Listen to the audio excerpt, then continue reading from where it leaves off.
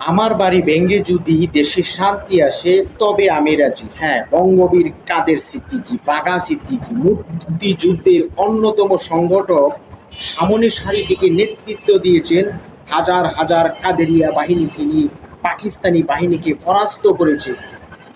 সেই কাদের সিদ্দিকীর বাড়িতেই হামলা, কাদেরিয়া বাহিনীকে নিয়ে একই সমাবেশ, পরবর্তীতে তার বাড়িতে হামলা, ছাত্ররাও একই স্থানে সমাবেশ, 144 দ্বারা জারি, পরবর্তীতে আদারে তার বাড়িতে হামলা। আসলে একজন মুক্তিযোদ্ধাকে অপমান, মুক্তিযুদ্ধের বাড়িতে হামলা, সেটা আসলে বাংলাদেশের স্বাধীনতা সার্বভৌমত্বকে অস্বীকার করার সামিল বলে অন্তত আমি মনে করি। সুতরাং বর্তমান সরকার এবং সাধারণ মানুষ, রাজনৈতিক দলের উচিত যার যতটুকু সম্মান তাকে ততটুকু সম্মান দেখানো। যদি কোনো ব্যক্তি অপরাধী হয়ে থাকে অবশ্যই আইন শৃঙ্খলা রক্ষাকারী বাহিনীর হাতে তুলে না দিয়ে মব সৃষ্টি করে কিংবা আইন নিজের হাতে তুলে নিয়ে দেশকে বিভাজনের রাজনীতি, দেশকে অশান্তির দিকে ঠেলে নেওয়া দেশপ্রেমিক জনতার কাজ হতে পারে না।